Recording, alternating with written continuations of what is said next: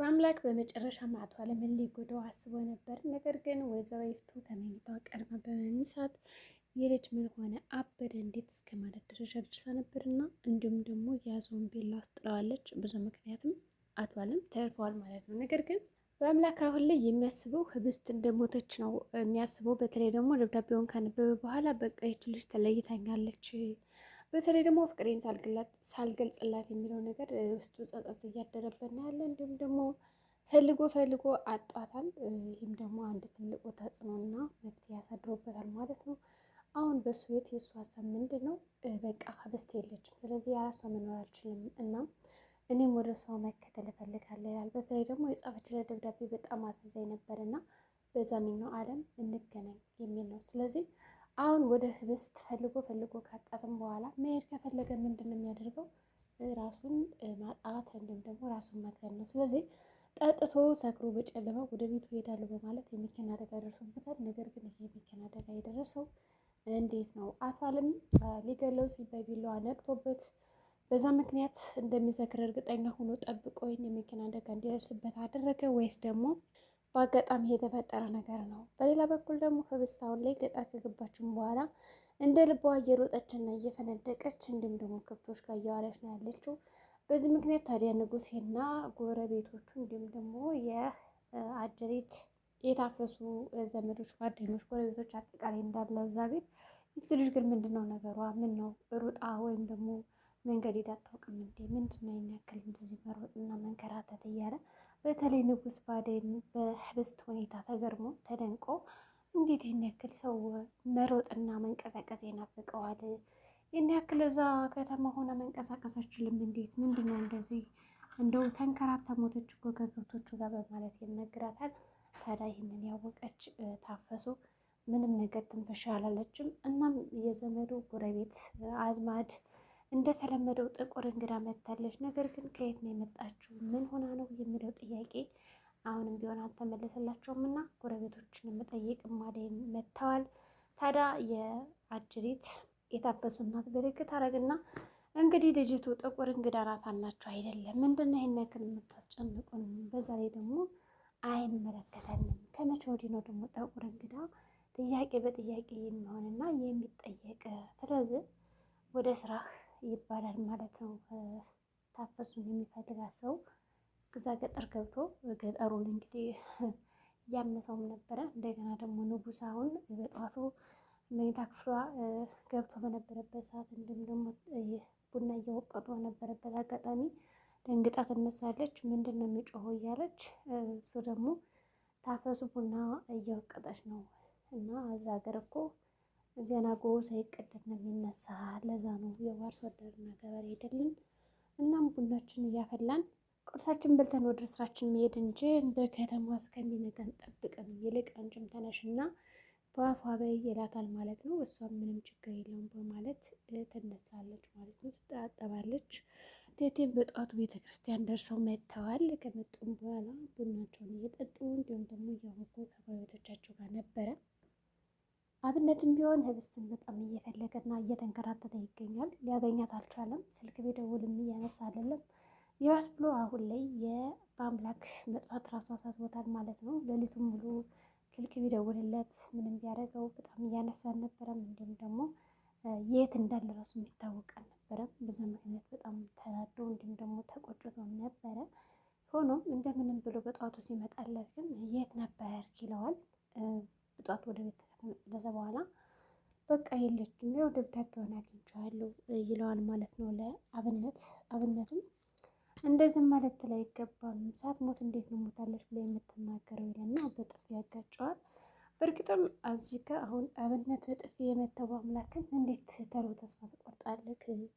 በዛ ላይ ደግሞ ያልሞተችውን ሰው እንዴት ነው ሞታለች የምትል በማለት ነበር የደበደበው። ታዲያ በዚህ ጥፊ በአምላክ ተመልሰ ደብድበኝ፣ ተመልሰ ምታኝ፣ እስኪ እንደው ካለውበት እንድነቃ ህልም ነው በለኝ እያለውም ነበረ እና ያው ለማገዝ ለማነቃቃት ሞክረዋል። ደብዳቤውንም ብቦታል። ከዛም ህብስትም በጣም እንኳን ብገባና አሁን እንደፈልጋት በነፃነት አየር እየተነፈሰች ቢሆንም ስለ በአምላክ እያሰበች ነው ያለችው። በአምላክ እንዴት ሆነ ይሆን የሚለው ነገር አሁንም ቢሆን ውስጧ ይጠይቃታል፣ ያብሰለስላታል። ብዙ ነገር እያደረገች ነው ያለችው እና በዛ ምክንያት ደግሞ እሱ የምትፈልገውን ነገር ለማግኘት እየሞከረች ነው ያለችው። ሰው እንደምንም ብላ አሁን አብነትን ማግኘት ነው ያለባት፣ ወይም ደግሞ ስልክ መደወል አለባት። እዛ ገጠር ያሉ ሰዎች ራሱ ማናት እያሉ ስለተጨነቁ፣ እንዲሁም ንጉስ ራሱ እንዴት ነው ነገሩ፣ እናትና አባትሽን ሳታሳውቂ ነው እንደዚህ የመጣሽው፣ በጣም እኮ እየፈዘዝሽ ነው ብሎ በሚናገራት ጊዜ እናት የለኝም ግን ደግሞ ህብስት አለመባላለሁ ብለዋለች። እና ምጥስም እንደሆነ ስሟን ነግሮ አሞግዘው አድንቋት ነበር። በዛ ምክንያት ታፈሱም እያየች ነበረ። እና ንጉሴና ያው ህብስት ሲቀራረቡ አይታ ዛሬ ብልጤ የት ገባች? ምን ነው እናድርጋ ነው አልተገናኛችሁም ወይ? ሁልጊዜ እኮ ከአንተ ጎን አጠፋም ነበር ትለዋለች። እኔ እንግዲህ ከእሷ ጋር አብሬያት አልዋልኩም አላደርኩም፣ የት እንደሄደች አላውቅም በማለት ንጉስም ይመልሳል። እንግዲህ ንጉስ የወደዳት ይመስላል እንግዳቸውን። እናም ደግሞ የሚፈልጋትም አይነት ይሆናል። ግን ደግሞ ጎረቤቱና ጓደኛው ደግሞ መጥቶ ይህች ናት እንደ ጥቁር እንግዳ የተባለችው በማለት በጠዋቱ ያው በራቸው ጋር ሲያንኳኳም ነበረ።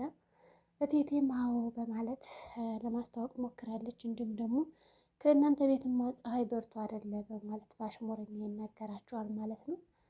እንግዲህ ጥቁሯን እንግዳ እንደሆነ እንደዚህ የምትለን ገብቶና በማለት እቴቴም ነገሩን አጠር አድርጋ ሌላ ጥያቄ እንዳይጠይቅ ለማድረግ ሞክራለች። ንጉስም በተመለከተው ነገር አይቶ ዝም ብሏል ማለት ነው። አደይም ደግሞ ግራ ተጋብታ ነበር። ግን ለምንድን ነው አደይ አደይ የሚለው? ጉድ እኮ ነው። ከአደይ ድራማ ያለው ስሟ እየመጣብኝ ያለ ህብስት ስል ማለት ነው። እና እንግዲህ ይቅርታ አድርጎልኝ እላለሁ። በመጨረሻም አጀሪት ህብስት ተመልሳለች ወደ ከተማ ወይስ ደግሞ ከዛው ከገጠሩ ንጉስን አግብታ ትቀመጣለች?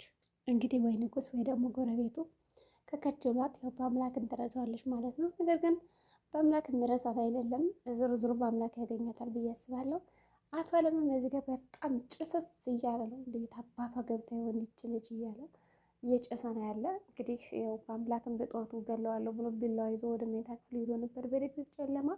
ታዲያ እህቱ ነቅጣ አስጥለዋለች፣ ባሏን ከሞት አድነዋለች ማለት ይቻላል። ሆኖም ግን ይፍቱ ስራ ቢላዋ አትወድም። እንግዲህ ደካማ ጎኗን አግኝተናል ከዚህ ጋር።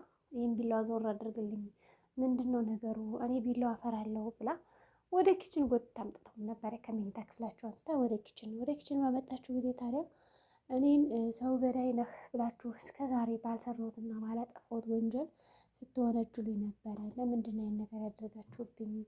እኔ የእናንተ ታዛዥ ሆኜ የዘላለም አገልጋያችሁ የዘላለም ባሪያችሁ ሆኜ እንድቀር ነበር አይደል ምኞታችሁና ፍላጎታችሁ ይላታል። እሷም አዎ በቃ አልገደልክም ትለዋለች ማለት ነው። በጣም ሁኔታውን አይታ እንዲሁም ደግሞ እስከዛሬ በጣም ስታገሳችሁ ሰፈራችሁ የነበረው እሷን ተጎዳታላችሁ ብዬ ነበረ። ነገር ግን አሁን ላይ እናንተ ያለ ስሜ ስም ሰጣችሁኛል እና ለምን ይሄንን አጋጣሚ አልጠቀምበትም? ስለዚህ አንተ ገዳይ ነህ ብላችሁ እስከሰጣችሁ ድረስ ይህንን ስም ሲጣርግ ይገላችኋለሁ በማለት ነው ቢላውን ያነሳው። ታዲያ እህቱም ኧረ ወንድም የጨለለ ኧረ ወንድም ያበደ ብላ እንደምንም አድርጋ ከዛ ክፍል አቶ አለም ሳይ አስወጥተዋለች። እንዲሁም ደግሞ እባክህ እባክህ እንደው አቶ አለም እንዳያይህ ተረጋጋ እያለችው ነበር። ምክንያቱም አዝናለታለች ማለት ነው። የሚገርማችሁ ነገር ያው ምንም ሆነ ምንም ዝሮ ዝሮ ወንድም አይደለም። ስለዚህ እንደዛ ጨልሎ ስታየው በተለይ ደግሞ እገላለሁ የሚል ነገር ሲያመጣባት ኧረ እባክህ ተረጋጋ እንዴ ምንም ብትሆን ወንድሜ ነህ እስከ ማለት ደረጃም ደርሳ ነበረ። ዞሮ ዞሮ እንዲወገው አላደረገችም፣ አስወጥተዋለይ። እና ይሄ ነገር እውነት ነው ወይስ ውሸት ነው የሚለውንም ሲጠይቃት ያልገደልኩትን ገላ ያላችሁ ለምንድን ነው ስላት፣ አዎ እውነት ነው አልገደልክም ያለችው በግልጽ ምን ተናግራለች ማለት ነው። እዛ ጋር ሰው እንዳልገደለ ከዛ ይሄንን ነገር በሰማ ቁጥር አሁን ሴት ጠርቅ ይገልሻለሁ ብሎ ሲያስፈራራት እሷ ምንድን ነው ያለችው? ሞትኩ እንዴ ወይኔ በቃ ሞቀኝ። እሷ ምንድን ነው ሽንቴሽን ነው እንዴ እስከ ማለት ደረጃ ደርሳ ነበር። እንግዲህ ቢለውን አይታ ከመደንገጧ የተነሳ ሩጣ ወደ መኝታ ክፍል ሄዳም ነበረ። በዛ ምክንያት እንግዲህ ዛሬ ይፍቱ ስራ ፈታ አድርጋናለች። አቶ አለም ደግሞ ከአብነት ላይ እየደነፋ ነው የነበረ። አብነትም ነገሮችን ለማስተካከል ተረጋጋን፣ የምኮኮል እንዳንተ እየፈለግኳት ነው። ስለዚህ ምን አማራጭ አለን? ነገሮችን በክብር ነው በስነስርዓት ብንሰራቸው የተሻለ ነው ይለዋል።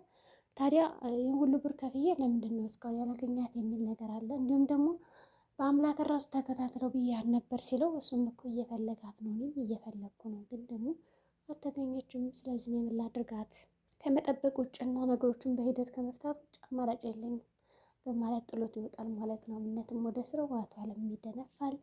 እበስትም እዛ ገጠር ሆና ከጎረቤት ጋር እያወራች ቴቴም እየተንከባከበች ያለችው ታፈሱም እንክብካቤ እያደረገችላት ነው። ብቻ አጠቃላይ እዛ ቤት ያሉ ሰዎች በፍቅር እያዩዋት ነው። እስካሁን ከነበረችበት ቤት ለየት ያለ ቤተሰባዊ ነገር እየኖረች ነው ያለች። እናም እየተመቻት ይመስላል ይሄ ነገር፣ ይሄ እንክብካቤ። ግን ደግሞ የጎደላት ነገር ምንድን ነው? በአምላክ እሷ ያለችበትን አለማወቁ ነው።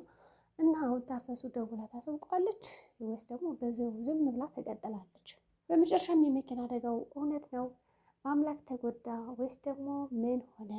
እንግዲህ የዛሬው ቪዲዮአችን ይመስላል። በቀጣይ ቪዲዮ እስከምንገናኝ መልካም ጊዜ